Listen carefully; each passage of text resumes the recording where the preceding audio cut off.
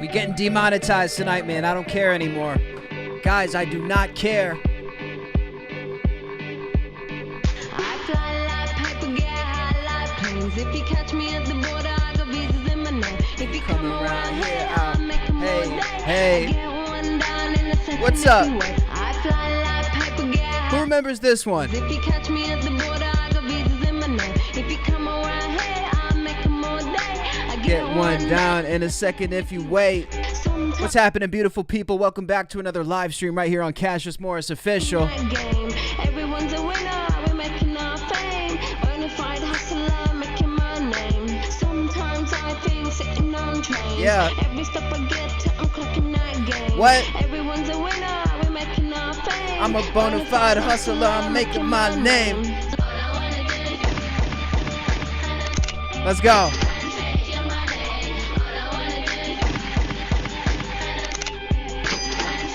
I had to.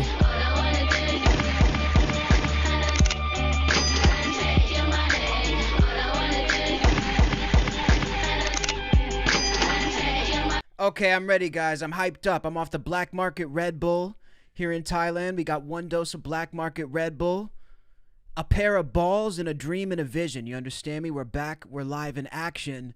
So let's hop into our first story. We have a lot of stories to cover today. Obviously, the initial story we're going to break down is Trump refusing to pardon P. Diddy, a.k.a. Diddy, a.k.a. Love. Listen, I don't even know what his name is today. Whoever he decides to go by in this moment, he's not getting a pardon from President Trump. Trump said that Diddy's pardon is completely out of the question. We're going to take a look at what Trump had to say about this, why he refuses to pardon Diddy, and how Mike Tyson actually also became involved.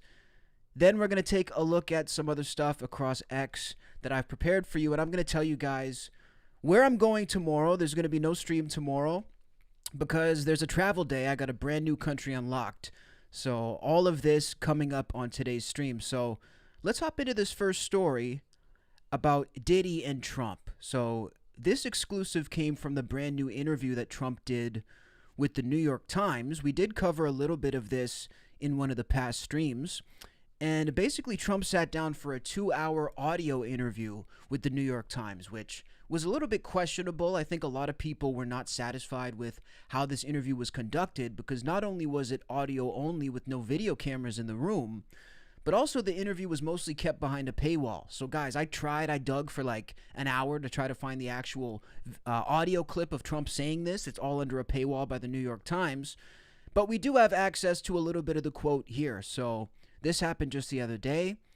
Trump was asked about several high-profile people in the music business who are currently imprisoned, asking if he would be pardoning any of them. And I think this is just high-profile people in general that Trump was asked about during this interview. And one of the people mentioned, of course, was Diddy. Now, Trump, I guess, had a little laugh when it came to this, but ultimately confirmed that he is not considering granting a pardon for Diddy. After he told reporters that Combs, quote, asked me for a pardon through a letter, the president was asked when the alleged communication was sent, to which Trump responded, oh, would you like to see the letter? So he's joking around about showing the letter. He's joking around about potentially issuing a pardon for P. Diddy, but ultimately deciding that he's not going to go through with it. We have a little bit more information here and some of the clips of Trump speaking on Diddy in the recent years and months leading up to this case. Let's take a listen. You know, he's a good friend of mine. He's a good guy. I think he's a good guy. I'm going to stick up for him. Well, not anymore. The news, by the way, they love these old Apprentice clips. The two clips, the clip shows that really are getting Trump even years later are the clips from The Apprentice and the clips from the Howard Stern show. Those are the two shows. I bet you Trump wishes he never did any appearance on the Howard Stern show particularly. Every Trump controversy, anytime something happens, there's a Howard Stern show clip. There's probably going to be one even in this video. I love Diddy. You know, he's a good friend of mine. He's a good guy. I think he's a good guy. I'm going to stick up for him. Well, not anymore. After more than a year in prison, Diddy has asked the White House for a pardon, and Donald Trump is shutting him down. I have a lot of people who have asked me for pardons. I haven't seen him. I haven't spoken to him in years. Yeah, that's according to the president himself, who spoke to the New York Times on Wednesday, explaining the request came in a letter. Details of the alleged letter haven't been divulged, but Trump did say he's not planning to commute the mogul's sentence. He didn't say why, but it's a move the president has been thinking about for months. Here's what he told reporters during Diddy's marathon trial in May. He used to really like me a lot. I don't know. I would certainly look at the facts. If I think somebody was mistreated, whether they like me or don't like me, it wouldn't have any impact. News of the rejected pardon coming about a month after Diddy's legal team filed to appeal his sentence and conviction.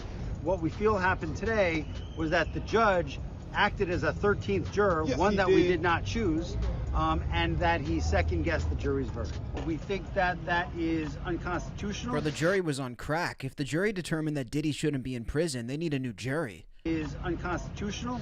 It'll take months for the What court. jury would sit there and actually tell you with a straight face that Diddy doesn't belong behind bars? Because, again, like we've talked about on the past streams about Diddy, his sentencing was actually quite lenient for the charges that he was accused of. All of the things he was accused of doing, this should have landed him behind bars most likely for life. I mean, when we were looking at the best case scenario for Diddy in the beginning of his trial, the best case scenario was 35, 45 years. Worst case scenario was life. This dude's in jail for 4 years, so he's already won. But the idea that he should get a more lenient sentence than what he already got, call me back when you're sober. Constitutional. It'll take months for the court to consider, and at this point, Diddy won't be free until 2028, just ahead of his 59th birthday. We are not. He'll be released for Trump's third term.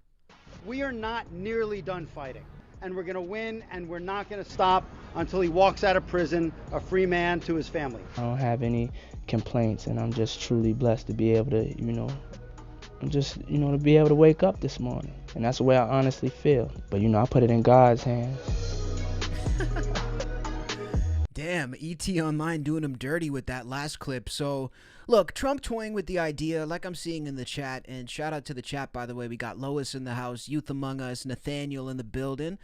Lots of back and forth, lots of wishy-washy conversation from Trump, which, is typical of Trump in a lot of different situations. It does sound to me like he maybe wants to release Diddy from custody, but I think Trump is in a situation where he needs to watch his ass with what he's doing. And I'll give you an example. All the heat that he's getting currently from things that he's really passionate about, Trump has a lot of hills that he's willing to die on. Let's put it that way. So ICE, the immigration stuff, a hill he's willing to die on. All the stuff currently happening with Venezuela is a hill he's willing to die on, as well as Greenland. He has lots of things that he's willing to do that may be seen as unpopular or controversial that he's willing to push through because it means a lot to him. It's a personal thing to him. That's the thing about Trump. If he wants to get something done, if it's something that's meaningful to the guy, he's going to get it done no matter what anybody thinks. But on that same token, if there's something that doesn't really mean that much to him and he's going to get a huge public, backlash for it, I don't necessarily see it happening. So Diddy's probably a guy that he liked back in the 90s. I would assume they had a pretty good friendship in the early 2000s, and we're going to take a look at a clip in just a moment explaining a bit more about Diddy and Trump's friendship. But Trump says, look, I haven't spoken to him in a long time. So I don't imagine this is really top priority for Trump to free Diddy. It's going to give him a huge political and just general backlash if he does it. But also the crimes that Diddy is accused of are quite egregious, and they're in the same lane of crimes that Trump has been accused of. Now, I'm not going to sit here and say Trump is guilty of these crimes, but he has been accused of sexual assault. He's been accused of even worse. And these are similar crimes to what Diddy has been accused of. So for him to be an accused abuser, to go ahead and pardon another accused abuser, it's going to be a really bad look, especially in a time that Trump has a lot of heat coming to him. He's got a lot of heat on him right now. Look, we thought Trump had heat on him in 2016 in the early days. That was nothing compared to the heat he has now. But the only reason he's willing to take it for ICE, the only reason he's willing to take it for all these other departments, Venezuela, whatever the case may be, is because he wants to get that done. Let's look at a video, though, maybe explaining a little bit more about Diddy and Donald Trump's friendship. Perhaps I'm downplaying how close they were to a degree. These are two guys who were friends and essentially known as the guys who were running New York City, two of the kings of New York, for decades. So I think their story goes a little further back than we might be giving credit. Let's take a look at some of the clips over the years of Diddy and Trump speaking on their friendship. God had. You have a relationship with Trump ever? 'Cause, you know, Trump loved the hip hop community at one point. Hip hop loved him. He would pop up at events. We respected him as a shrewd businessman. He definitely embodied the hip hop spirit, but God had different plans for him. God wanted to use him in this moment for change. He wanted to use Trump to expose the level of racism that's been hidden. Now we got to get Trump back in the Trump seat. is exposing the racism that's been hidden? Wait, I would love to see the context for this interview. The level of racism that's been hidden. I don't understand this at all, but again, context would be amazing. Back in the seat. Nah, let's keep Kamala. Get Trump back in the seat. Nah, let's keep Kamala in charge. Nah. She's gonna do great. Think so? Honestly, I don't really give a fuck, but I'm willing to accept. You know what? I'm not downplaying her, but right now, This is Whack 100. He's one of the big hip-hop managers. the resources, The games manager and also some alleged gang leader. the know-how, the relationships, favor Trump. Yeah, that's cool. White men like Trump need to be banished. That way of thinking is real dangerous. Oh, maybe this is why he didn't get the pardon, because he said Trump needs to be banished? Be banished. What is this interview with Charlemagne? Guys, we have to find the full interview. Yeah, that's cool. White men like Trump need to be banished. That way of thinking is real dangerous.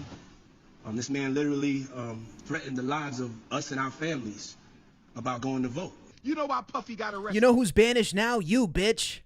Threatened the lives of Trump us needs to and be banished. Who's banished to the dungeon now? Diddy's dungeon. Favor Trump. Party. Oh, fuck this guy. I'm not playing Dr. Umar. Fuck Dr. Umar. We got to get Dr. Umar on my stream. I feel like we're going to have the biggest beef. We're about to beef. Yeah, so interesting, weird clips here. Let's try to take a look at some other clips that explain it a little bit better. This one here actually shows the full clip from The Apprentice. Working for Diddy for 6 years trained me to have to be perfect. Working for Diddy. This clip went viral, by the way, because this woman worked for Diddy. And just look at her reaction when Trump says, he's a good guy, right? He's a good guy. This was a shocking reaction. Working for Diddy for 6 years trained me to have to be perfect. Working for Diddy. Absolutely. I love Diddy. You know, he's a good friend of mine. He's a good guy. He expects. Is he a good guy? I don't want to answer that Oh, question. wow. I don't think know. he's a good guy. I'm going to stick up for him. Working for Diddy for See, she knew what he was doing. And see, this is the part that shocks me the most about the whole Diddy scandal, is how many people openly acknowledge that this dude was an absolute monster. It was no secret the way that Diddy was conducting himself behind the scenes. It was well known by everybody from Trump to the people working for Diddy to even passersby, people who casually went to his parties, people who casually encountered him in different scenarios, working or not. It was very well known and widely accepted in Hollywood that Diddy was an absolute monster. So this shocks me. Now, one of the other shocking pieces about this whole story is the involvement of Mike Tyson. And this is what actually ties together the entire letter, which was presented to President Trump. So let's read this article, which breaks it all down from the Mirror. So they report that insiders claim that Sean P. Diddy Combs gave his pardon letter to Mike Tyson to give to Donald Trump. Now, of course, Mike Tyson, another very public friend and endorser of President Trump since, again, way back to the 90s and early 2000s. The Mirror reports that Diddy, who is currently serving time in a federal prison after he was convicted of 2 counts of transportation to engage in prostitution, has been hoping for a presidential pardon. Trump has confirmed that he received a letter from Diddy asking for a pardon, but initially did not specify where he got it from. That was the first report that we had talked about in the beginning of this stream. Now, allegedly, Mike Tyson was given the letter by someone in Diddy's inner circle. He was asked to give it to Trump when Tyson visited the White House in November. A source told the U.S. Sun that Mike Tyson had a meeting with one of Diddy's closest confidants, and he handed him a letter from Diddy. He asked what the letter was and was told it was Diddy asking for a pardon from Trump. Mike admitted he was feeling nervous about it, but agreed to take it to the White House when he visited. This is exclusive information coming from a source.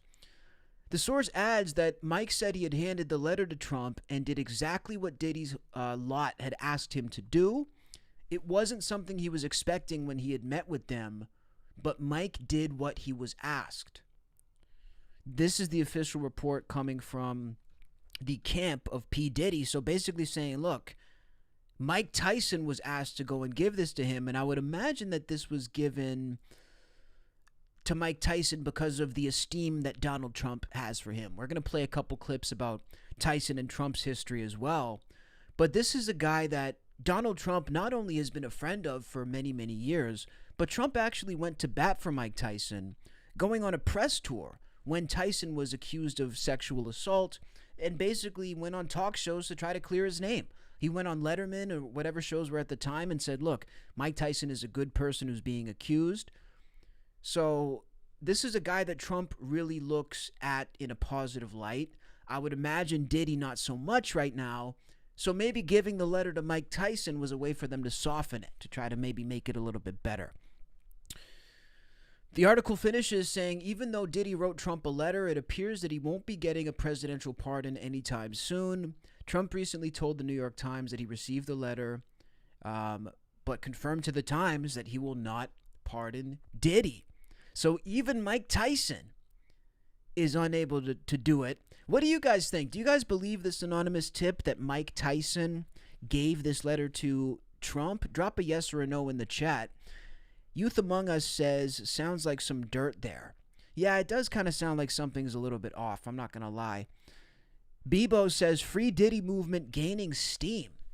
I mean, I think it is to a degree, but I think all these celebrities have certain segments of the population that want them free. Like Bill Cosby always had his supporters. OJ always still has his supporters. I mean, before he passed away. So I think it's a natural consequence of celebrity. When you're famous, you're going to have people supporting you no matter what. It's like the God complex that people give celebrities. But I think most people know what's up. If anything, like I always keep banging on about, and I hate to repeat myself, he got off easy. I hate to always keep banging that drum and saying it over and over again, but it's God facts. had different plans for him. God wanted to use him in this moment for change. He wanted to... Okay, Diddy, God doesn't want to use you, so shut the fuck up. But seriously, that's what it is. Let's hop into this clip here. So, this is Mike Tyson discussing his friendship that he had with Donald Trump, and then we can go look at the video of Trump actually defending Mike Tyson on various talk shows. Mike always fascinates me, by the way. This is a guy, for my interviews, for sure, this is a guy I'd love to interview one time. Just try to understand his mind. And maybe take some mushrooms with him. I feel like if you're with Mike nowadays, you got to be high. Way too high, preferably, on mushrooms. Then I'll get on his wavelength. I'll understand him. He's just some guy like us that became president. And, you know, he was good to everybody when he was giving them free tickets and free hotel rooms. You know, he just became a president, and I guess his politics changed or whatever it is. But I always remember him from being a good guy, paying me a lot of money. Right. You know what I mean? Help giving my friends rooms and free food, you know, so I know the president, who he was, and I know that guy too. You know, that's just the real deal. Every time you talk about Trump, people go, what's that stuff again? They click you and they stop you, whatever it is. See, that's why I could cancel you, motherfucker. Oh, My that show, I'm cancel, cancel you. There's another clip here as well of Trump. I keep saying Trump, of Mike Tyson speaking on the fact that he wanted to support Trump, and he doesn't give a damn what anybody says. You have a relationship with Trump? This clip went viral. Let's take a look. And if Mike Tyson tells you he's going to support somebody, by the way, you should probably let him.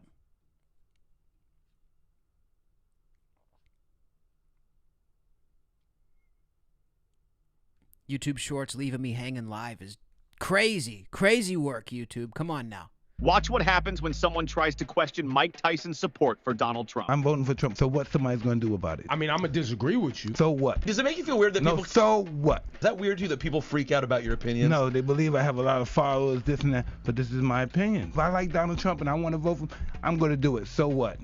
What are you going to do? Beat me up? No, I don't think so. No. Watch what happens when... Bro, he was so serious at the end. Look at his face. No, I don't think so. No. That's the face of fuck around and find out. Listen, if there's anybody in this world I'm going to test, that face is not going to be the face that I put to the test. I'll tell you that much. But look, Mike Tyson standing his ground. And I got to admit, man, Mike is like the last of a dying breed. That's why I got respect for Mike. And he does make a pretty valid point, too. Especially in the hip-hop community, it seemed like everybody absolutely loved and admired Donald Trump. I mean, Trump could do no wrong in the hip-hop community back in the day. You guys remember Tony Yayo when Trump got to meet him? Trump went down to the radio show with the G Unit. This is the way Trump was treated by the hip-hop community. Everybody loved him. And, of course, that's why he was giving out deals. He was giving out money, free hotels, free stuff at the Trump Tower. Everybody liked him then. Trump with the G Unit. What's the deal? See, you see what I'm sitting next to? Donald Trump. Smell the money. This is before Tony Yayo was out in France eating duck feet caviar. It's Tony Yayo. He was eating snail leg fries in Albania. Donald Trump, just say something. I'm here, folks. I'm here. And this Smell the money. Great group of people. Smell the money. Yeah, G Unit Radio. Such a ridiculous photo. Bro, Tony Yayo needs to make this a shirt and sell it. Radio. Who cares? So ridiculous. Christ. Hey, Yayo, you owe Who Kid some money. Yeah, I met Trump. You owe Who Kid a lot of money. I'm here with Donald Trump. I never thought I'd be... Where's 50 at? That's 10 million. Told him you on his heels. Oh, yeah, they called 50. Doing? Oh, man, I'm fine. Well, you know, I have some kids, and myself included, but I have kids, they think you are the best, the absolute best. Wow. That's pretty cool, I'll tell you. Why does Trump sound so normal here? This is before he sounded like impersonation of Trump. Before he said the greatest of all time, the greatest, folks. Daughter Ivanka. He sounds stunningly normal here. It's the absolute best. Wow. That's pretty cool, I'll tell you. My little daughter Ivanka and my son Eric, these people, they just love your music. Wow. Man, I'm gonna keep making Trump it. sounds chilled out when he's around black people. He doesn't have like the normal Trump emphasis. Well, you're going to keep making it. You better keep making it. I'm going to have some angry children if you don't keep making it. So, yeah, I mean, people seem to like him, and Tyson makes that point. Again, I don't think, to be fair, Mike Tyson is the most adept person politically that we could listen to form our opinions. But at that same point, I think it is interesting. Now, let's take a look at this. This is Trump when he went on, and for anybody who's missing the context, this is one of the reasons, if not the reason, that Donald Trump is championed by Mike Tyson till this day, and Mike will always support him. So this is when Trump went on David Letterman on his own accord to defend Mike Tyson against rape charges. Now, Mike Tyson, of course, one of the many people in the 90s who went down for rape charges that most people maintain are false. And Donald Trump said, look, I am not going to stand for this. This is my friend. This is a good guy. I got to go out there and defend him. Let's take a look. The rabbit hole is never ending, youth. Donald, welcome to the program. Good Nice to see to be with you, David. You know, people have interest in you for a couple of reasons. I can't imagine what that would be. Let's just get right to the stuff that people want to know about. First of all, are you solvent? Well, I've had a hell of a year. I've had a good year. I had a miserable year last year along with everybody else in the real estate industry. But this year has been, as you know, sort of from reading the New York press, a good year for me. And the popular kind of stories like that, and they just sort of jam it down everyone's throat. Well, now, were you ever near broke? I was never near broke. I was having a good time, and it was a good year to get a divorce. Let's go back. Let's go back. If you don't mind, what did you have to unload? Well, I didn't unload. I'll skip to the Tyson part. I mean, it seems like an interesting interview. CBC would be interested. In fact, we talked to them originally in dollars, okay? The economy cannot come back unless the real estate industry comes back. It's going to be very interesting to see what happens. I think he has a chance of winning. Yeah. Oh, really? You actually do? I think Would you vote for the man? I think the country... Verdict was announced that he had been convicted. He was... Okay, here's the Tyson part. Damn, 6 minutes into the video, talk about clickbait. Six minutes into the video, they give us what the title says. Speaking of fights, explain to me now what you were thinking about the Mike Tyson situation. Shortly after the verdict was announced that he had been convicted, he was guilty of the crime, you had a plan. Now, what were you thinking What there? was I thinking? Yeah. I was thinking that as soon as he gets out, he's going to fight at my casinos. Yeah, but you can't buy your way through... Of course, I'm only kidding when I say that, folks. I wish I could say that. Mike Tyson The was... foreshadowing is crazy. I wish I could say whatever I want like Donald Trump, buddy, if you only knew what was coming. At his if door. you only knew the tidal wave that was coming. Mike Tyson was greeted at his door at 1 o'clock in the morning by a woman. He then... Well, we don't need to go through the case again. But it's ridiculous. The woman was dancing at 8 o'clock, and this guy's in jail for 6 years. I don't understand it. I think it's wrong. I think but due process of law prevailed. So I think you he had came one of the worst defense lawyers I have ever seen. This was the worst defense. I mean, their defense essentially was that anybody that goes out with Mike Tyson knows she's going to be raped, and therefore Mike Tyson... This is his defense. I think it was a horrible job they did in defending him. Everything you say may be true, but still in all, you can't come in and say, okay, let's put the decision of the court aside. Here, I have a plan. Oh, the foreshadowing is insane. Now, Donald, you can't come into a system and put aside the court's verdict and just say my verdict is better. Evidently, he can, because that's what he does now. Never said this that. This is the definition of what he does. And listen, love Trump, hate Trump. I think the most fascinating thing, especially when you go back and look at his interviews from decades ago, is how consistent he's actually been. This is the same dude since day one. And anything that he's pushing hard on now, he's been pushing hard on for years. Still in all, you can't come in and say, okay, let's put the decision of the court aside. Here, I have a plan. I never said that. I think that was the impression people had of that. What I said really is that Mike Tyson should fight. Mike Tyson should supply millions and millions and millions of dollars to rape victims. And I think that's a hell of a lot better than him sitting in a jailhouse for 6 years. Now, let him do some time. Let him do some this. But this man could supply $30 million just from one fight. And that solves a lot more problems than keeping him locked up in solitary confinement doing nothing. I think that Mike Tyson had a horrible defense. I think but again, what you're saying is that celebrities maybe should be treated differently than lay people. And I say Mike should serve some time and everything else. But to keep a man, here's a woman that was dancing at his door at 1 o'clock in the morning dancing. We don't need to get into this. We don't need to get into this. Why does Letterman keep cutting him off? Man, I will never understand these interview hosts who are supposed to sit there and listen to their guests, who do nothing but interrupt. Piers Morgan, Jimmy Fallon, David Letterman. I watch these guys. I don't know how they have a job in journalism. They think we want to hear them speak instead of the guest, but why is he trying to shut him up? Well, probably because when he's explaining the case, it actually makes Mike look innocent. Here's Mike speaking a little bit on what this meant to him to be defended by Trump. I don't like the way this stuff is going, right? But I like Donald Trump, you know? Donald Trump stood up for me when they talked bad about me, and people said, what do you think about this convicted rapist? Said he was for you. He responded, and he said, he accepted my, vouching for it. He accepted that and said, Mike is my friend, and I respected that. Mm-hmm. It's hard not to. And I couldn't, I listen, and he said things, and people went against him, and black people went against him, and I understand that too. Some of the things that went on and why they were upset. With you, in regards to you? No, with regards to black people in general. Right. All the stuff, Charlottesville and everything. But listen, you look at a guy like me, where I came from, all the felons I got. This guy's president. He's a nominee. He's just campaigning. He's not president yet, but he's just campaigning. He says all these, cool things. I like Mike Tyson. He likes me. We're both, it's good stuff. Mm-hmm. And it's campaign. And then what am I gonna say? Fuck him. He's a racist pig. I can't find myself to say that. Right. I can't say that. Right. I can't say that. Right. I'm not gonna be one of those guys to say that. Right. And if people are like, well, Mike is fucking bugging, Mike's just saying, like, I can't say that. I can't listen. A lot of my people from my community turns against me, turn their back on me for my rape conviction.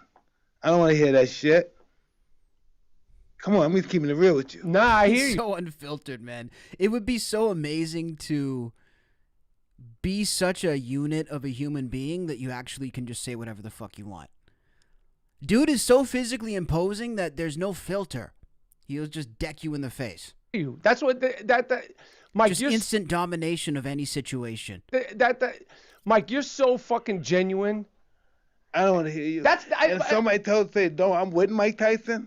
He's running for his presidency." He didn't say, "Fuck him." Now I don't believe. I don't want no racist campaign for me. He could have easily said that. Right.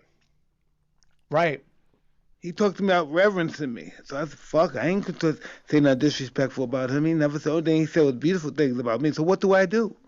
People in my family don't like him. I should say, what do I do? You tell me, Mike. I'm on your show now. No, really, tell me, Mike. I think what you should do, Mike, is just what you just said, straight up. Because obviously we're not talking about, like we mentioned, people that have done really horrible things earlier. And your experience from him is different. And as much as I can't stand this cocksucker, this is me as the president. Because before he was just Donald Trump. I see him at the parties and shit like that. The Diddy parties?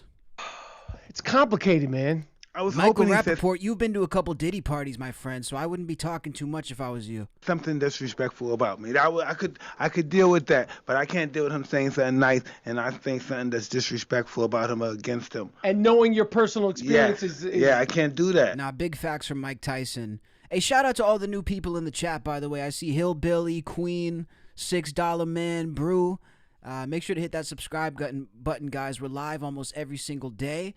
So come tap in, and it's been so much fun. So what do you guys make of this? Look, Mike Tyson trying to get involved. We took a look at the link between Mike Tyson and Trump, the link between Diddy and Trump.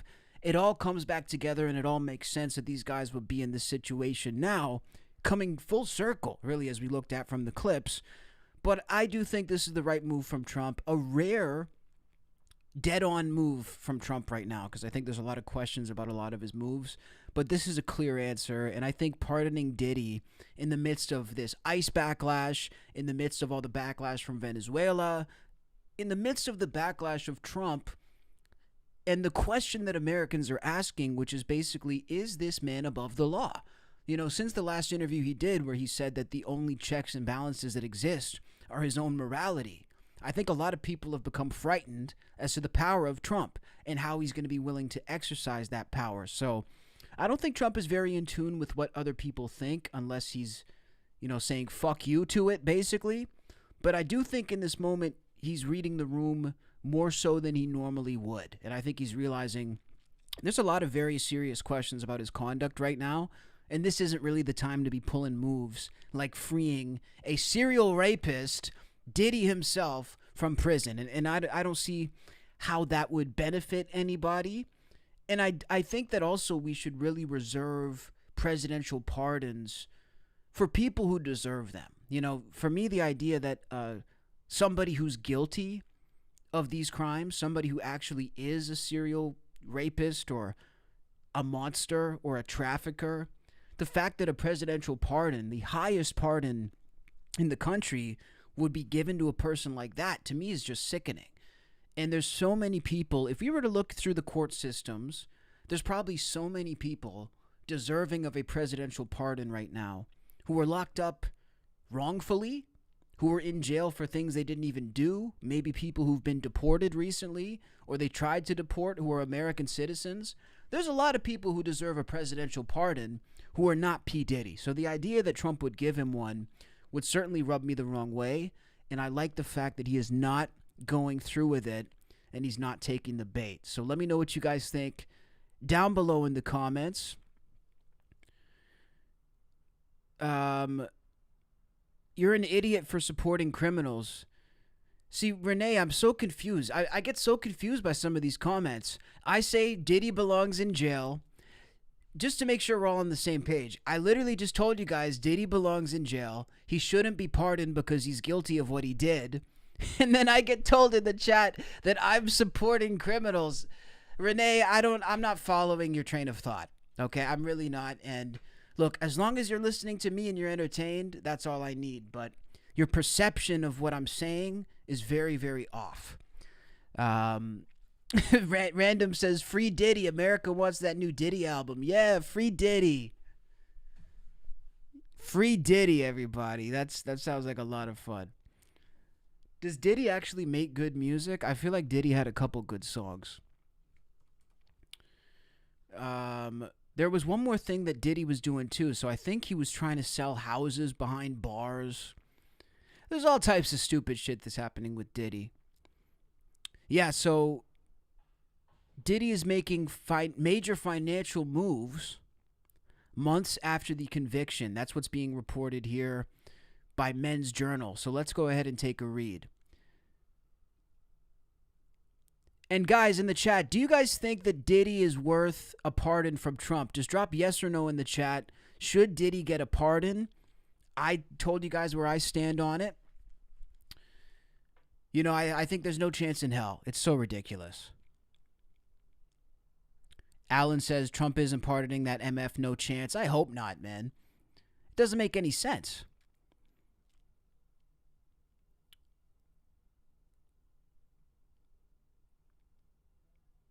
We got to know. Yeah, some of these comments are hilarious. So yeah, so let's read this article here from Men's Journal talking about Diddy trying to up his financial and real estate portfolio from behind bars. So as of late, Diddy has reportedly sold his custom jet just months after conviction and a 50-month prison sentence. The jet that Diddy sold earned $4 million in revenue from charters while Diddy was incarcerated. So maybe he didn't actually sell it, but it looks like maybe Diddy's leasing out his jet to be chartered while he is behind bars, generating him a bunch of money, which is something that a lot of rich people do.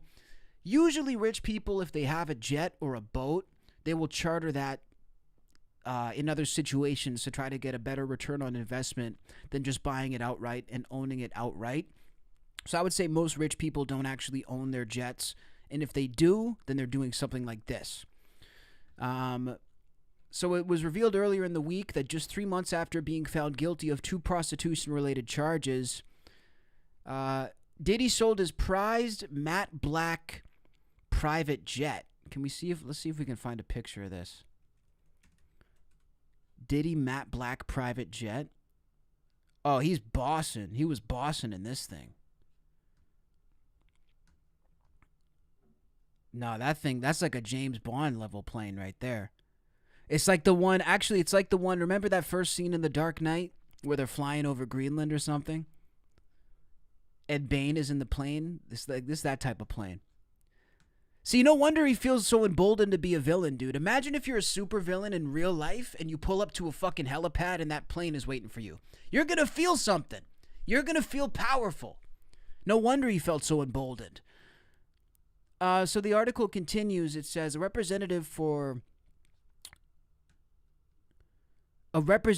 Silver Air Private Jets, a private aviation company that previously managed charters for Diddy's aircraft, confirmed to Business Insider that the company no longer manages the Gulfstream G550 aircraft. Silver Air added that it has not been in charge of the Gulfstream's charter since October 2025, so he just got rid of it a couple months ago. The jet was previously owned by Love Air LLC, one of Combs' companies. Also, he's got an aviation company?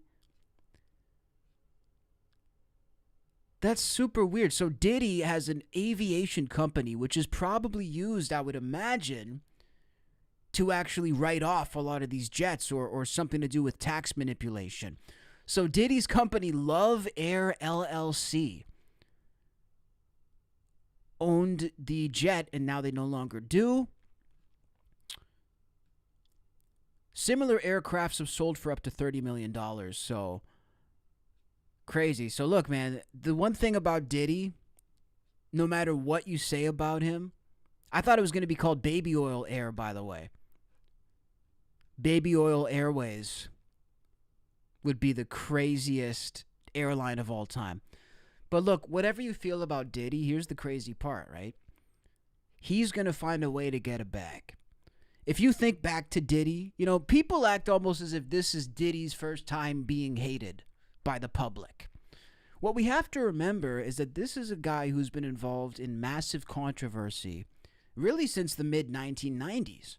You know, there hasn't really been a moment in Diddy's career since he really blew up and everything happened with Big and Pac. Maybe before that he was viewed differently. You know, I would be curious to hear how Diddy was viewed before those controversies. But ever since that stuff, Big and Pac being killed, Diddy hasn't really had a moment in his career where he wasn't surrounded by controversy and pretty much hated. I think things died down in the mid-2000s and 2010s. He became a lot more mainstream. I think a lot of people like him for sure and always have. But this isn't his first time being hated. So he doesn't really give a shit if the whole world is against him. One thing about Diddy, he's going to find his way to the money. If the money's over here and Diddy's over here, he's on his way this direction. He's always going to find a way to get the bag. And that's how he became Diddy. That's how he became the person that we're talking about, because he's always going to get to the money. And he's instilled this in his kids too. That's why I think Diddy's going to be totally fine when he gets out of jail. Because he's coming out of jail filthy rich. And it makes sense. Look, if you have access to wealth tools like this, why would you not use them? If you have the access to this level of wealth, you have to bring it out. Let's take a look at one more video here. Trump speaking on Diddy. I'm being honest. It makes it more difficult to do. Donald Trump is sharing his honest thoughts about pardoning Sean Diddy Combs. 2 months after saying he would, quote, look into the facts, when asked about pardoning his former friend Combs, who has since been found guilty of transportation to engage in prostitution, but acquitted on sex trafficking and racketeering charges, President Trump now clarifies his comments during an interview with Newsmax on August 1st. Sean Diddy Combs. Right. Would you consider pardoning him? Well, he was essentially, I guess, sort of half innocent. Yes. I don't know what they do. He's still in jail or something, but he was celebrating a victory, but he seems, I guess it wasn't as good as a victory. Probably, you know, I was very friendly with him. I got along with him great, and seemed like a nice guy. I didn't know him well. But when I ran for office, he was very hostile. He said some not so nice things about you, sir. So Trump did see those clips that we were playing earlier. Because Diddy said some nasty things about Trump. Guys, if you're just joining, we played these clips earlier in the stream. But Diddy was saying, like, this white man needs to be banished and pretty crazy inflammatory statements about Trump. So one thing I know about Trump, unless you actually basically apologize, like, look, I would never do it, but you got to kiss his ass if you're going to get back in Trump's good graces. You got to kiss his ass a little bit. I mean, his own vice president used to say he was a douchebag idiot. And he came back kissing ass, and now he's in the administration. Diddy, if he's not willing to apologize for those words, because Trump, it's all about ego. That's what we have to remember. Trump is like a mob boss whose currency is ego. So if you're not flattering his ego or appealing to his ego, you get nothing. So nice things about you, sir. Yeah, and it's hard, you know, like you, we're human beings. Right. And we don't like to have things cloud our judgment, right? But when you knew someone and you were fine, and then you run for office and he made some terrible statements. So I don't know. It's more difficult. It makes it more. I'm being honest. It makes it more difficult. So the sexual assault and rape and beating of women, all that's cool, but it makes it harder to pardon him because he said not so nice things about me. I mean, do we hear how retarded this guy is? It really is stunning to me, some of the things that come out of this guy's mouth. He's cool with a serial rapist, sex trafficking pedophile, but the fact that he wasn't flattering his ego, well, that makes it harder to let him out of prison. You were fine, and then you run for What a office, fucking dummy. and he made some terrible statements. So I don't know. It's more difficult. It makes it more. I'm being honest. It makes it more difficult. That's shocking. Yeah. But more likely a no for Combs, I it would sounds say like. so. Okay. Questions about a potential pardon for Combs came just days after the president pardoned Todd and Julie Chrisley for their tax evasion crimes. The duo, who entered prison in early 2023, had been set to remain incarcerated until 2032 and 2028 respectively, before they were released on May 28th on order of the president. As for Combs, the 55-year-old will return to... That's crazy, bro. Trump just has the most ridiculous shit come out of his mouth. It's so fucking funny to watch that. So, but look, it's consistent. It's very consistent. At the end of the day, he's made it very clear. Pedophilia, sexual assault, rape, not a deal breaker for him. Trump, he'll consider, he'll take a look at it. Like he said, we'll take a look at it when it comes to that. But all of these things don't seem to be a deal breaker for Trump. Not an issue for him. Got a lot of friends accused of pedophilia, a lot of friends about Epstein's Island, a lot of his own accusations with Epstein. Not a deal breaker for him. So you know what? It actually makes sense. I gotta be honest. It makes perfect sense. Okay, guys, so we're going to hop over to the next story. Leave your comments down below about the Trump-Diddy situation. I think I've made it pretty clear where I stand and said my piece on it. Let's take a look at some other clips.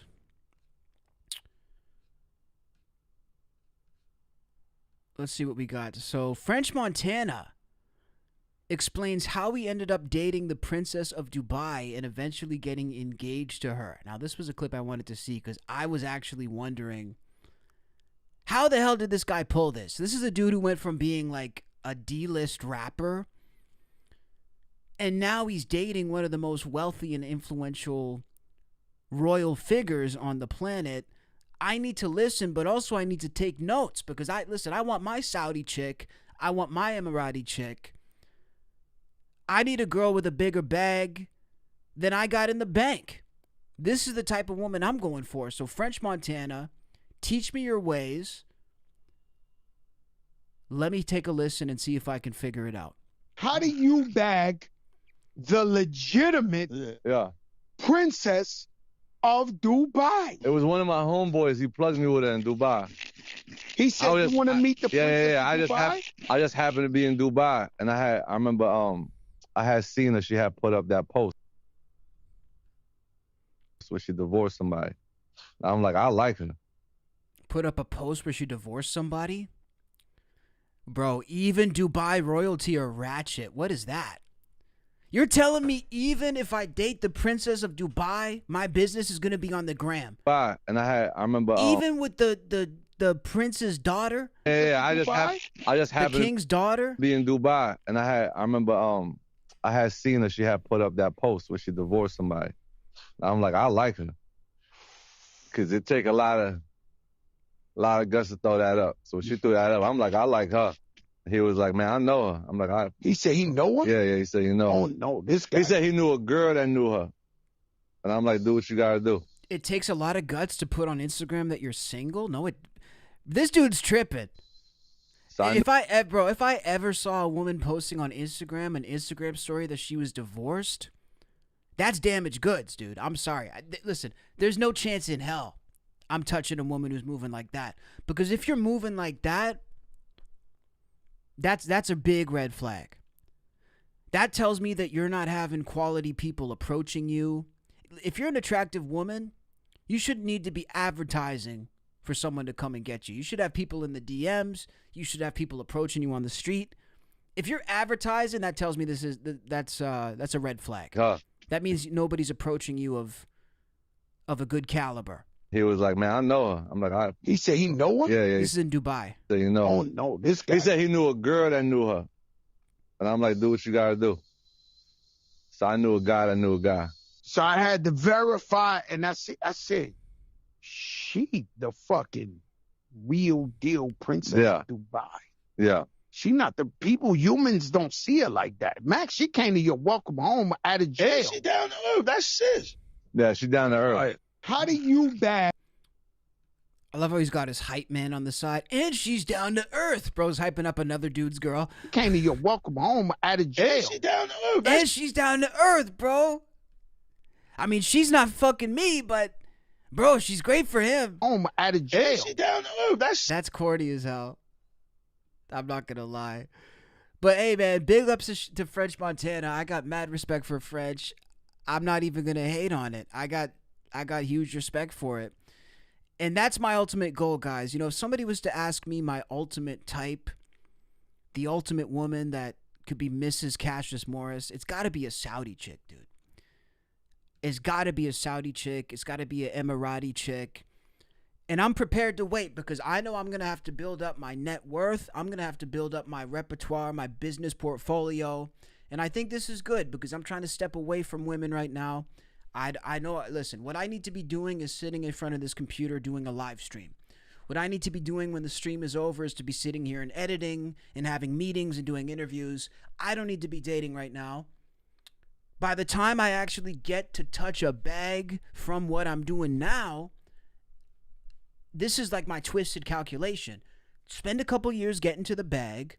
Once you have yourself financially secure, you'll be probably more so in a position to date, and you'll have the money for it. I'll be like 30 years old. That's when I'll get my Saudi chick. And she's going to be covered from head to toe. You'll only see her eyes. You'll see just the strip with the eyes. And she'll be beautiful, and it's going to be incredible. We're done with regular women. Listen, 2026, we're done with regular women. I don't want to meet a girl from Florida. I don't want to listen, I don't want to talk to you. If you're from Fort Lauderdale, just get the fuck out of my DMs right now, bro. We're going Saudi chicks all 2026. If I can see her face when she passes me on the sidewalk, I don't want her. Simple facts. All right, chat. Yo, show the drone shot, man. So let's look at iShowSpeed. This is a crazy story. iShowSpeed apparently becoming the first live streamer to stream inside of the Great Pyramids. Can you like put it like how you did in the beginning? Show the drone shot. Show the drone shot of the pyramids, y'all. I just want to show y'all that I'm actually at the pyramids and I'm actually at the stream inside the pyramids. So show the drone shot. Switch to the drone shot. Wow, chat, we really here, bro. Hey, bro, you guys are sleeping on Saudi. Who's laughing in the chat? Bro said a Saudi chick with laughing faces. Dog, come on now. Bro, come on. Do your homework. Loyal, beautiful, locked in with the family. It's simple. This is the simple equation. This is the best. We are really here. Really inside the pyramids, bro. He should get like a bird's eye view. Bird's eye. Like a bird's eye view.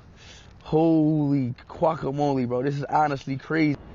So I think we're going to have an adventure together to explore the pyramid from inside. Let's go, chat. Let's do it. The first streamer to stream inside the pyramids. Let's go. Follow me, chat. Go slow because it's capable. Huh? Go slow and make sure you don't get too far ahead of me because I'm capable. Okay. Oh my gosh, how we're in it. Wow.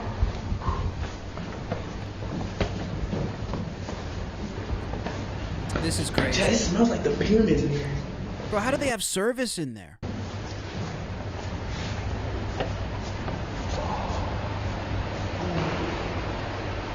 Is that a tool? This is the burial chamber of the king of This is like the greatest commercial for 5G service in history. And this is a sarcophagus. It's about 40 tons. cut from one single piece. 40 tons. 40 tons? Yes. This is a sarcophagus, and it was made from granite. That's crazy, man. Alright, super cool seeing Speed going to all these different countries around the world. Let's take a look at the next one. I don't even know if my brain can handle Candace Owens today, guys. Oh, my God. Listen, I generally like Candace Owens. I think she's a talented broadcaster, but this is like... The descent of Candace Owens into madness, I think, needs to be studied. It literally needs to be studied. We need to do some sort of line graph or some sort of report about her descent into madness since the Charlie Kirk situation. I feel like Candace has sort of lost the plot ever since Charlie Kirk died. Maybe a combination of the fact that she was his friend, or maybe other stresses that are going on. But now let's take a look at Candace's latest take and see for ourselves. As per this headline, Candace's latest take is that Charlie was a time traveler. Yes, you're hearing that right. Candace, on her latest episode of her show, has maintained that Charlie Kirk was a traveler of time. Maybe the less I say right now, the better. Let's just press play. Why did Charlie think he was a time traveler? He said, as I showed you in earlier messages, that he was a time traveler and he had to find me. Is that just something people are saying to their homies in text messages? And again, not anything that I would have placed so much emphasis on back when he was saying it, but it came to fruition. The other parts, he did die young. Why did he think that him dying young was necessary in order to change things? He did die young. It is related to Turning Point USA. In some way or another, at the very least, we can all agree it's related to him speaking at a campus event for Turning Point USA. I'm totally occupied by this. I tell you, I read these messages and I'm going, what is this? What is reality, actually? And Charlie died. Yes, like I said, it was related to this organization. And I think we would all agree that his death and the manner that they did it changed the world in ways that I don't think we can fully realize, or certainly not in a way that I can articulate. You just cannot pretend that all of this is one big unhappy coincidence. It's entirely plausible, I think plausible, that they knew.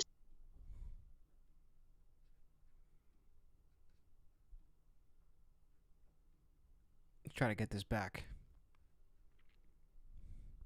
Cuckoo Candace. They did it, changed the world in ways that... Buffering a 360p video is insane, dude.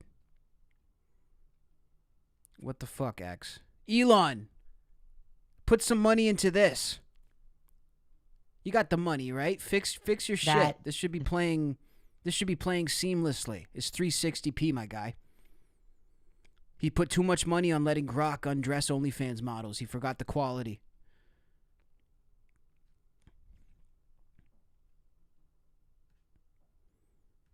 All right.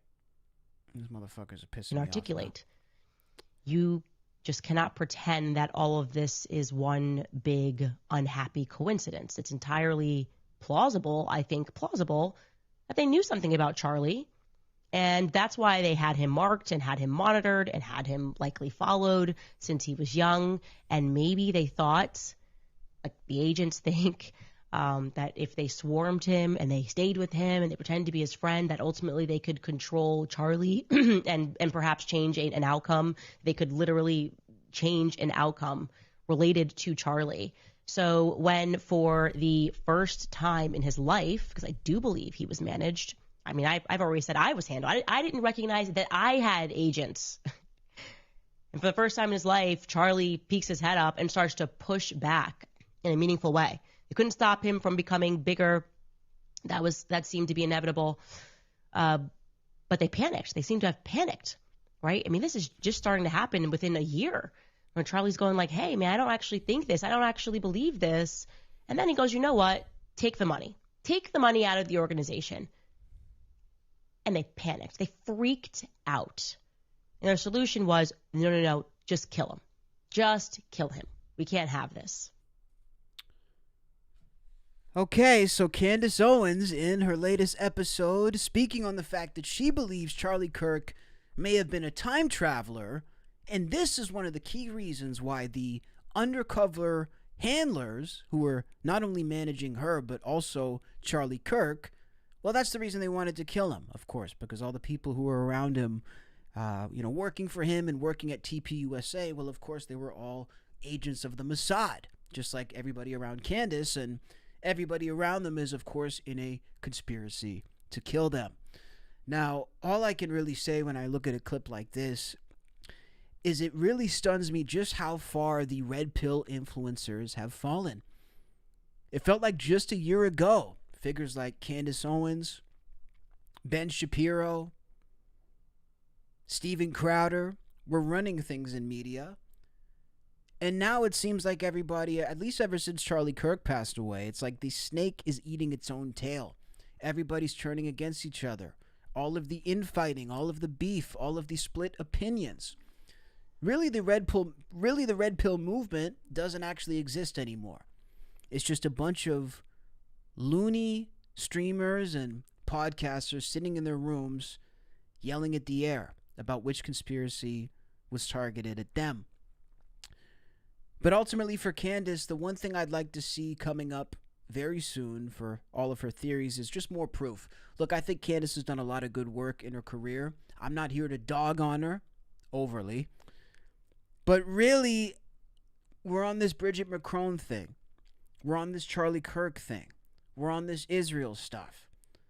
A lot of interesting connections have been made. But we're in the season now where we're going to need more proof. So all these accusations Candace is making, all these proclamations about Charlie Kirk and who killed him and who did this and that, it's time to get some proof, Candace, because you sound crazy. Every time I turn on Candace Owens, it gets crazier and crazier. And I'm not seeing the proof to back it up. So that's really what I say. I don't know what's happened to these red pill influencers. I don't know what's happened to Candace. But what do you guys think? I mean, do you guys think she's onto something? It's hard to figure out. What she is on is a paper trail, that's for sure, because she's making a ton of money off her show. Anytime I question, well, why is Candace doing this? I just remember how many millions she's actually making. That, I think, helps put it into perspective. Let's look at a couple random clips, just since we've covered our main stories. Just some random clips. British women's reaction to low-cut dresses in 1964.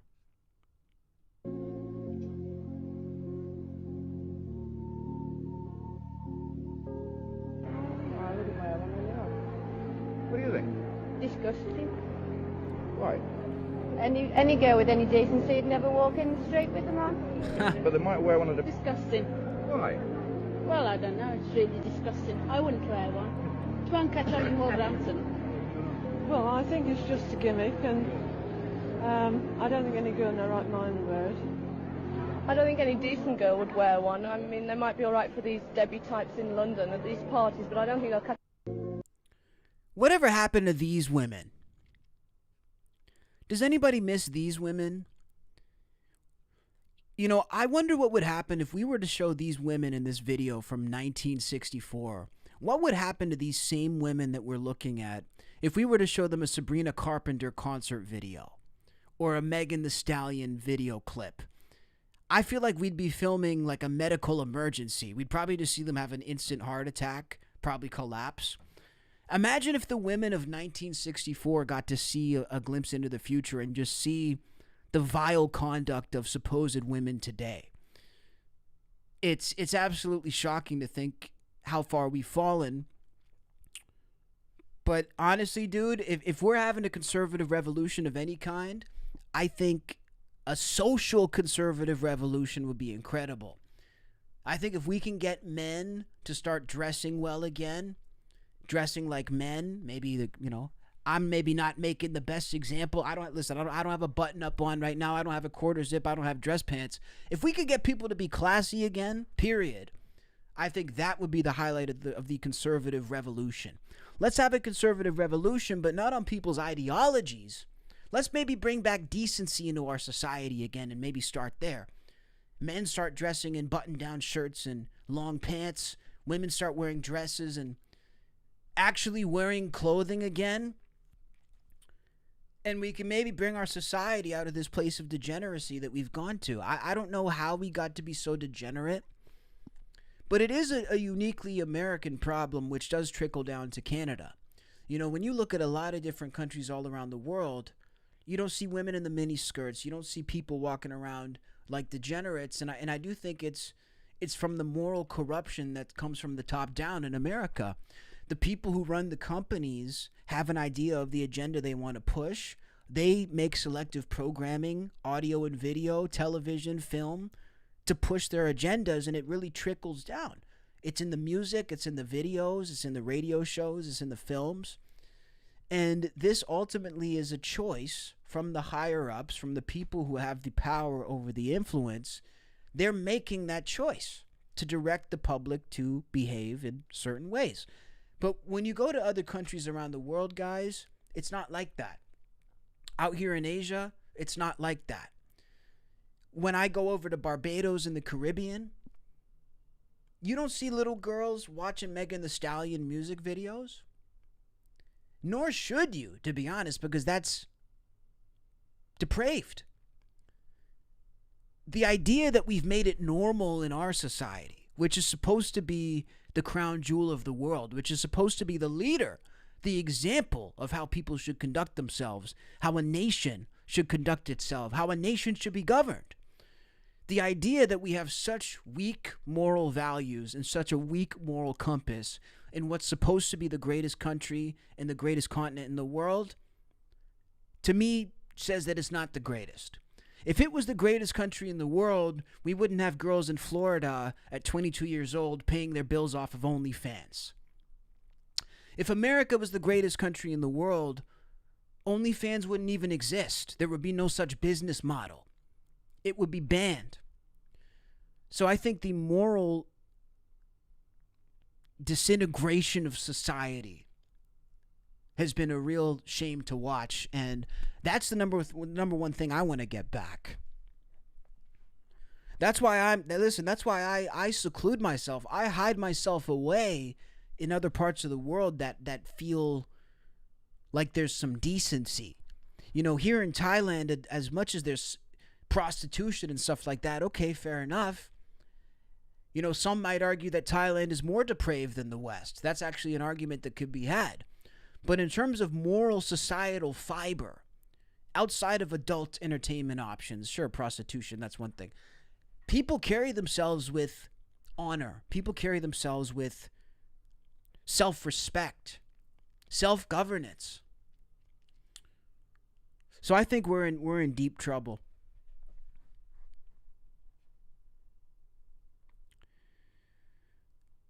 Brian says, unfortunately, it's all about capitalism. Sex sells. It is what it is. Completely agree, brother.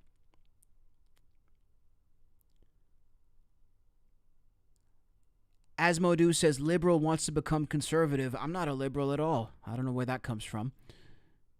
Oh, I guess because I don't bootlick everything that Trump says, I'm a liberal. Right. That's according to the chat. To be a conservative, you just have to bootlick and just agree with everything that comes out of Donald Trump's mouth. Otherwise, you're not on the team, right? That's I guess, kind of the vibe. But see, I'm not in a cult, so I don't do that, right? So yeah, I'm going to a Muslim country tomorrow. Can anybody guess which country I'm going to tomorrow? I'm going from Thailand to the nearest Muslim majority country. Guess where I'm going in the chat, and then maybe we can talk about it. Let's look at this. I don't know what this street interview is. It's supposed to be funny, though. So if it's guys, we're playing some wild card clips. If the clip isn't funny, Don't shoot the messenger. I literally have not seen it yet. So if it's not funny, we'll just play something else. So what have you been surviving in love lately? I've been celibate for 5 years. How? I was married early. Let's talk about that. Where'd you meet your husband? My ex-husband, I met him at Dollar Tree. He was working Oh, a real winner. Oh, he was working at Dollar Tree. as a stalker. See, so this isn't common.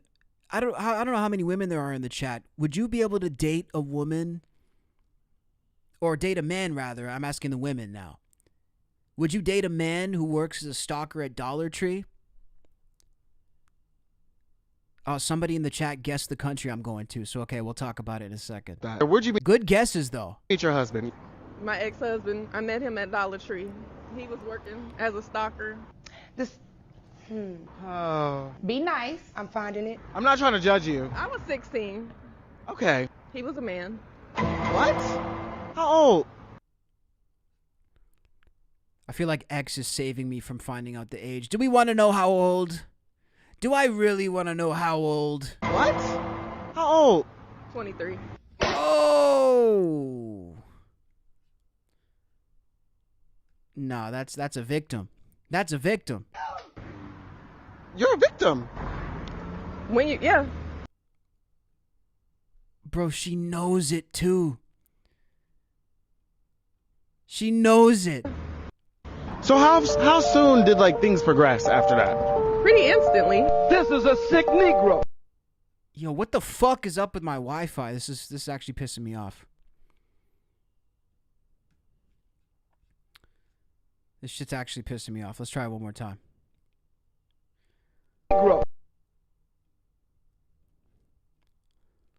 Because what am I paying for the fucking Wi-Fi for if it doesn't work? What are we doing?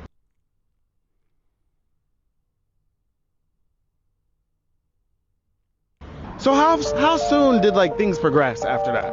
Pretty instantly. This is a sick Negro. I think we were off and on for a few years, and then he moved in with me at 19. Wait. He didn't have no job? Oh my god, bro. Come on already. He was fresh out of prison. Wait, what did you do? Bro. He was a criminal. Well, what kind of criminal? Hustler. Guys, we'll try it one more time. Otherwise, I'll abandon this clip. I'm invested in the story now. I can't just abandon the story. Negro. I'm invested now. I need to know what the fuck happened with this girl. So, I'll either watch it on stream or we'll watch it off stream. We're gonna watch it. But these motherfuckers are giving me a run for my money now. I think we were off and on for a few years, and then he moved in with me at 19. Wait. He didn't have no job? He was fresh out of prison. Wait, what did you do? He was a criminal. Well, what kind of criminal? Hustler. Scammer. Okay. Damn, this is crazy. All right. Bruh. R.I.P. to him. R.I.P. He died?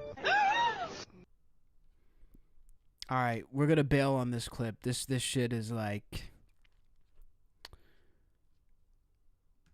Hey guys, we're really doing this live, so show some love, hit the like, hit the sub anyway. At least you guys know this is real. This isn't no pre-recorded stream. This is the real shit.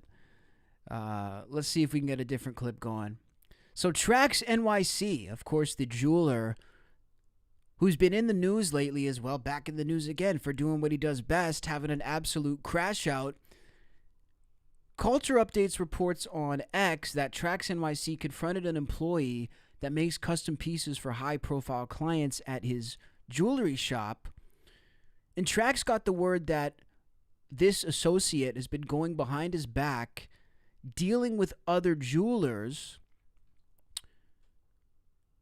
by taking offers to eventually work for them. Noah was one of Trax's highest-earning salesmen in New York City at just 19 years old, and is being accused by Trax himself of having plans of running off with the Noah Trax IG page that has been backed and promoted by Trax NYC that has all of Trax's high-profile clientele. So they made this dude have his own clout and they kind of made this dude part of the brand, like with his own name, and now maybe he's getting bigger than the brand, so it's causing friction. It says, eventually it's come true that Noah indeed did run off with Trax's company page and has changed the name to Noah Jeweler on IG and is currently working independently with Trax's followers. Oh, no, that's crazy. No, that's crazy. The NYC Diamond District is ran on trust and not contracts. It is heavily frowned upon not to keep your word. So let's take a look at this video. This is Trax confronting his 19-year-old employee for running off with his client list and taking over his business. Let's take a look. To give you an 18-year shortcut to go bitches, bro. Don't think I did that, bro. So you're gonna take my clients, take my IG that I've promoted for you, and take all of my connections and that I've introduced you in good faith? I don't want to, I mean, see. But you're gonna do all that anyway, right? No. You're gonna give up your IG? To you? Yeah. Why? Because I've been promoting it. That you have your own Mr. Bankroll. Noah Trax is something that I've been promoting in good. Wait, so it's his own IG, but Trax has been promoting it. So why would Trax think that he has the rights to the actual account? It sounds like Trax is just mad because he made this guy bigger than he wanted to. Like, people love it when you're doing good, but not better than them. What it sounds like happened just off the first couple seconds, we'll play the rest of the clip, but what it sounds like based off what I've read and seen so far is that Trax wanted to bring this dude in and be like, oh, we're going to change this broke dude's life, started giving this dude clout, started redirecting people to this guy's Instagram page because he was getting a lot of clients. But then this dude Noah's Instagram page started becoming like a pseudo page for Trax and overtaking the original Trax page. Now I think Trax is having buyer's remorse that he put this kid on. That you have your own Mr. Bankroll. Noah Trax is something that I've been promoting in good faith on your word. Not on your turning heart, bro. You're ready to me from the beginning, bro. You're just like everybody else saying, yeah, I'm in it. I'm like, are you sure? Are you sure? No, there's no sliding. There's war. There's no sliding. There was sliding back then. Slide with that fucking punk 19-year-old motherfucker right there. Don't slide with me. He's dead. I'm alive. I have to set a standard because you can't rip me off and you can't up my business, bro. And go to your Jewish new friends that you found, bro. Right? Okay? Because on YouTube, right. On the social media. Right. I'm not disrespecting you. I'm protecting my business, bro. I never disrespected you, bro. I put you under my wing and I taught you this business, dude. Before me, but you got it. Yeah. Remember, I'm a punk kid, right? I did nothing. No, you stole the account, bro. I stole my account that I put my time, my effort, my everything into. You sit here and you're done. You go from Noah Trax to Trax to Noah Jeweler. Forget it, dude. You don't want me to, because you know I'm going to come for you. Right. Well, come for me, bro. You already did. No, this dude is so mad that he put another kid on and the kid's doing better than him. This is such a bad look, too. Because seriously, man, it just goes to show that you're not that secure. Look, for me, I could put anybody on to streaming. Like, if with my consultations that I do, because that's part of my, employment, is that I teach people how to make content, do streams, do podcasts. I'm comfortable giving anybody any strategy because I'm comfortable in the work that I do. If I was to feel like somebody's going to take my strategy and then become a bigger streamer than me or a bigger YouTube channel than me, then I'm going to freak out and kind of be booking back at that person and be confrontational. So this goes to show that Trax obviously doesn't have that much confidence, and maybe it's because this kid was running shit at Trax NYC. They say he was the top salesman. He's 19 years old. He's starting in this business. Trax is probably, on one hand, impressed that he can sell so well, but also on the other hand, feeling like, I got to keep this kid under my thumb before he becomes a threat.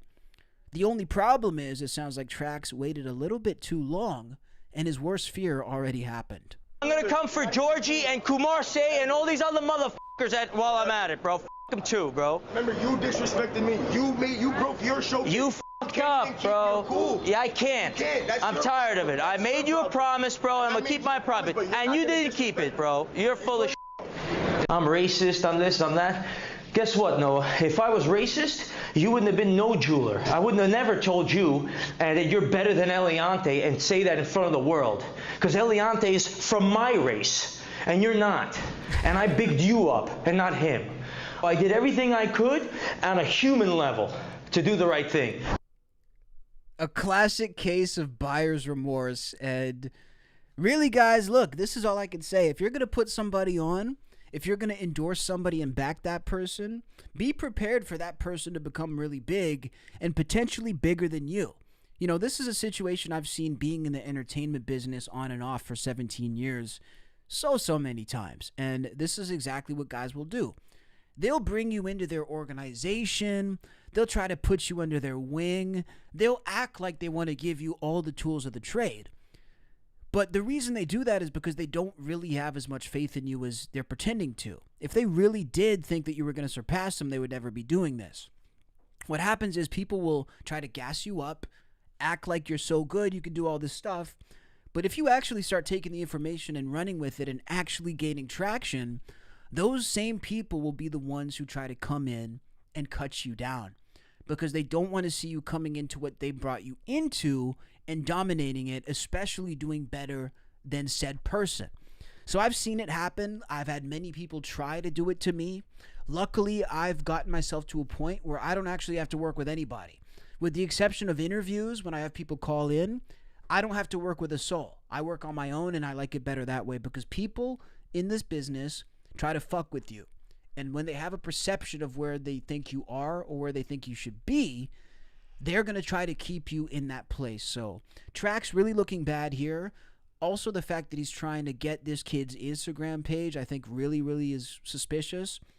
Usually Trax, when he's throwing a fit, is because he's actually in the right. You know, when Trax is crashing out, he has a pretty good track record. But here I think he's making himself look bad.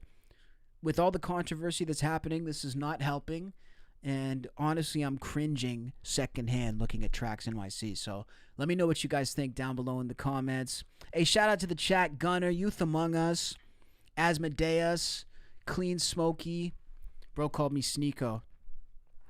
Can I have one chat where I'm not called Sneeko? Can I do one stream where nobody calls me Sneeko? I would really appreciate that. I look nothing like Sneeko. We're just both ambiguously brown. We don't actually have any similar features. It's the ambiguous shade of brown. And that's pretty much it. So yeah, guys, no stream tomorrow because we have a travel day. I'm going to be doing a red-eye flight. I was going to try to go and do a stream at the airport, but I don't think the Wi-Fi will be reliable. Maybe I'll do a surprise stream at the airport if I can get something, but I just don't know if I'll be able to get a good setup at the airport. But tomorrow we're going to Malaysia, so I'm very excited about that. I had to go somewhere ASAP. My Thailand visa's running out. I have a long-term visa, which is in the works, coming up next, but for a little while I have to leave, so I booked a ticket to Kuala Lumpur. I have no idea what to expect. I do not know a single thing about Malaysia whatsoever. But this to me is the fun part, and this is what I love about traveling. Look, everywhere that I've gone, including being here in Thailand, was just a fuck it moment. The thing with me is I never dreamt of traveling growing up. I never dreamt of going to Asia or going to different continents at all. It was never on my radar. But the thing with me is once I decide that I'm going to do something or move on something, I move on that thing instantly. There's really no waiting period. So the second I decided to go, I got a couple bucks together and went to Thailand. I didn't think about it. Next, did the same thing and went to Vietnam. Never in my life, guys, did I ever think I'd be in Vietnam. Well, I would have never had a reason to be. But one day I just felt like going, so I went. And now we're going to Kuala Lumpur. So tomorrow's going to be very interesting. It's, from what I understand, a super different country from Thailand. Again, it is Muslim majority, so it's a lot more conservative. But I think that's nice. And part of me wanted to go to a city that's a little more business-oriented rather than party-oriented. Because, guys, if I'm keeping it all the way 100 with you, it can be challenging sometimes in Thailand to actually get your work done. I mean, obviously, we get the work done because we got bills to pay. We got streams to do. We got clips to put out. But staying focused in Thailand when there's all these temptations around you and there's so many things you could go do. There's a bar on every corner. There's a weed shop on every corner. unlimited opportunities to party. I mean, it becomes like too much almost. It's distracting. It's a lot. So going to Malaysia, it's going to be a little bit less sin oriented. I don't think I need to be in a sin city while I'm trying to work every day. Because literally, guys, all I do now, I work night shifts. So I'll work until 4 in the morning. I wake up around noon. This is my schedule. Work till about 4 in the morning. Sleep till about noon. Wake up, coffee, snack, right back on the computer. Do editing all day for myself and clients. After that editing, I start preparing the stream for the night, pulling all the stories and the clips and making the title. Usually take a little break for lunch, dinner. Come back, stream around 9 p.m., 8 p.m. And then after the stream, 10:30, 11 o'clock, we're working all the way till 4. This is my daily life, guys. Every day for the next, until I blow up. That's all we're going to do. Literally every waking moment is work. We don't have the time to be fucking around anymore. So when I go to these countries, I'm not even going to be a tourist. This is just, what city do I want to be in my apartment working in? So it's going to be different, man. It's going to be cool. I'm looking forward to it. And yeah, we'll come up with some content to do from Kuala Lumpur. Again, I don't know what to do. I don't know what I'm going to see. I don't know what the people are going to be like.